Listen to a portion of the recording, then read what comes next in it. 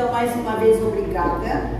Vocês estão tendo a oportunidade de conhecer um personagem que a gente só ouve falar, como eu disse, em nome de escola, em nome de monumento, mas quem é Fritz Miller?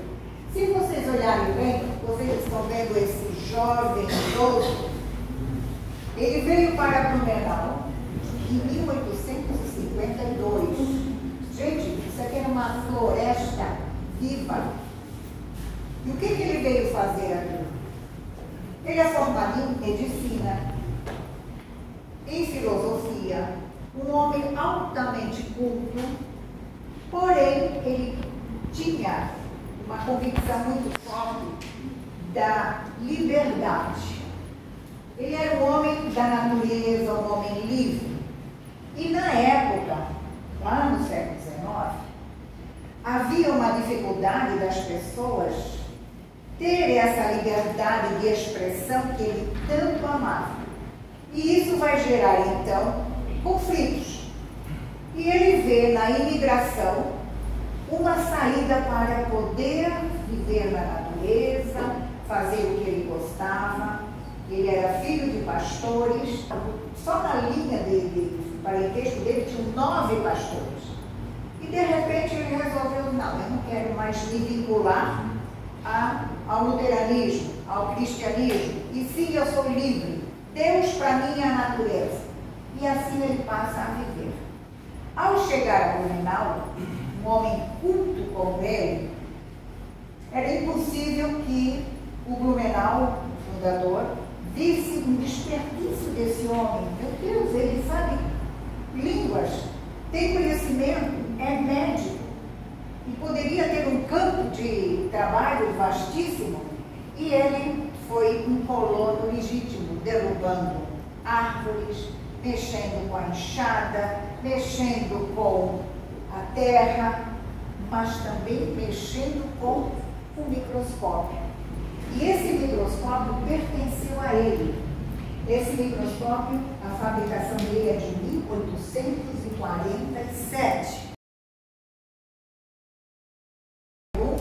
E o Fritz Miller fez história. De que forma?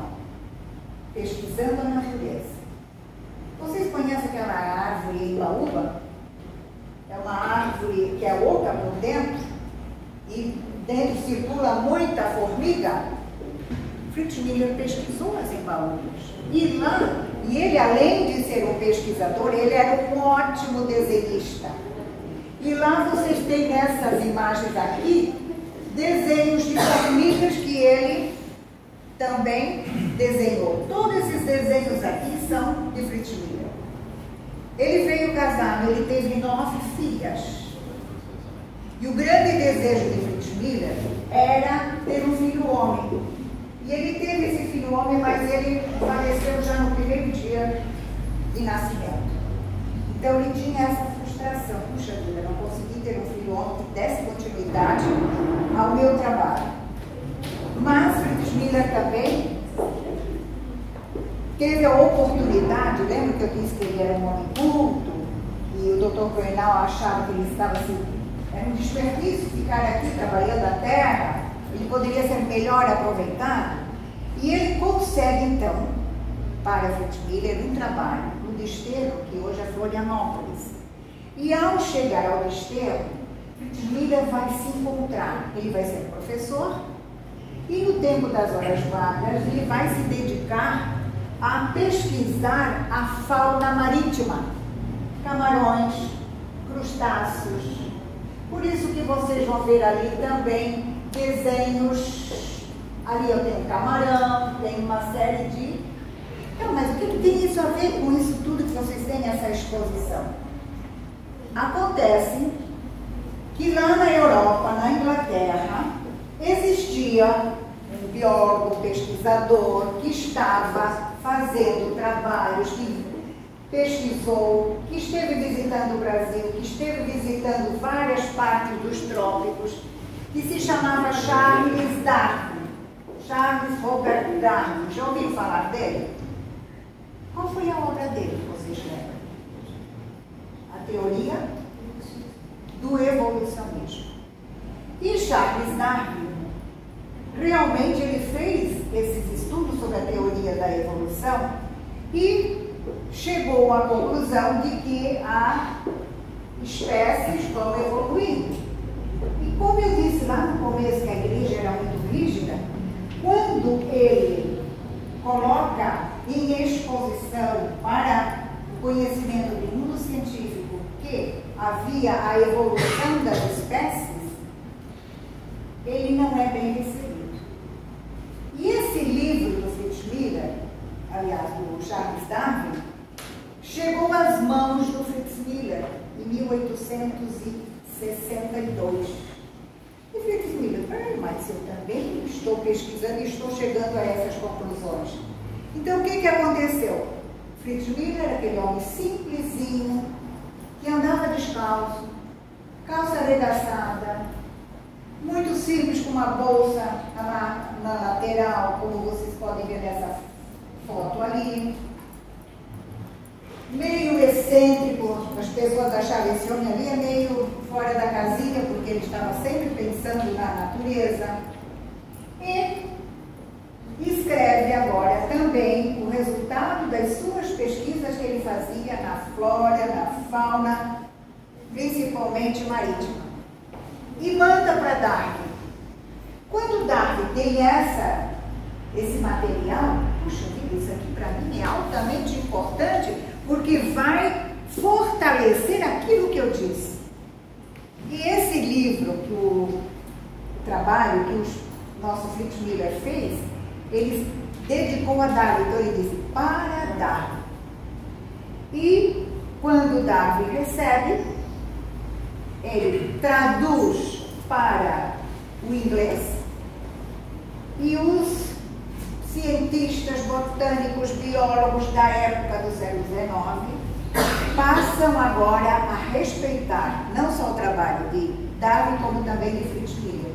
E aí dá uma corrente de várias correspondências, e esses cartões que vocês veem ali são de vários pesquisadores, botânicos, biólogos que escreviam para Fritz Miller, que vivia aqui, ó, muito simplesmente, bem pobrezinho, que foi contratado como professor, depois ele foi despedido, volta para Blumenau.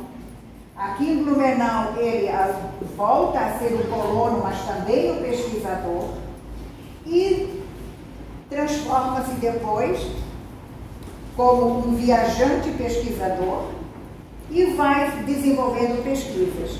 Então nós temos aqui vários cartões que vocês podem ver.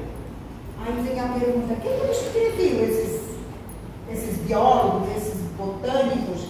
Um queria saber sobre bicho do pé, outro queria saber como é que as formigas se comportavam em determinadas situações, faziam as perguntas das mais diferentes, e o Fritz Miller respondia a todos. Mas o grande amigo dele foi o Charles Darwin. Os dois nunca se viram.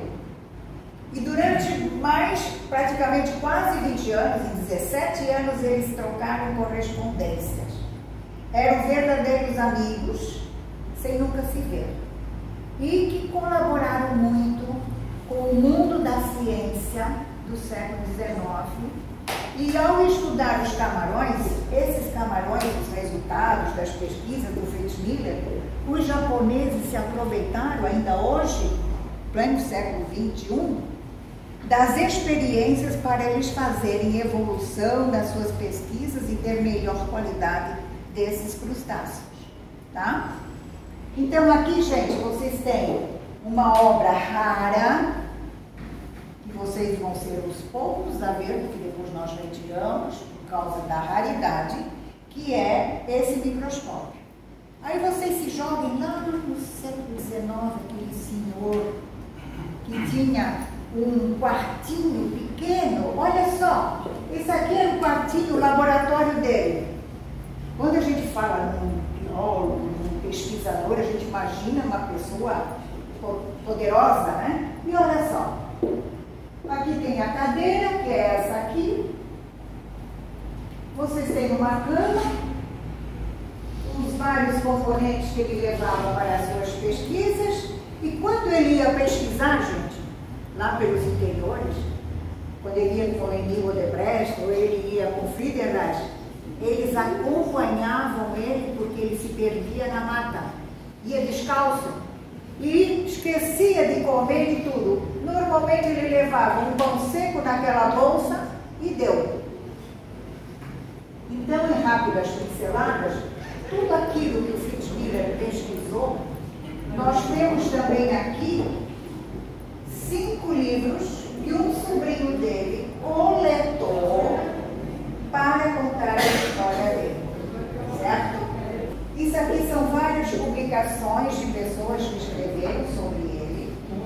Então agora, quando vocês ouvirem a rua Fritz Miller, sabem quem é ele, certo? E se hoje nós temos facilidades na nossa vida, sabemos tanto conhecimento, nós devemos também a Fritz Miller, que no mundo das ciências ele trouxe grandes novidades.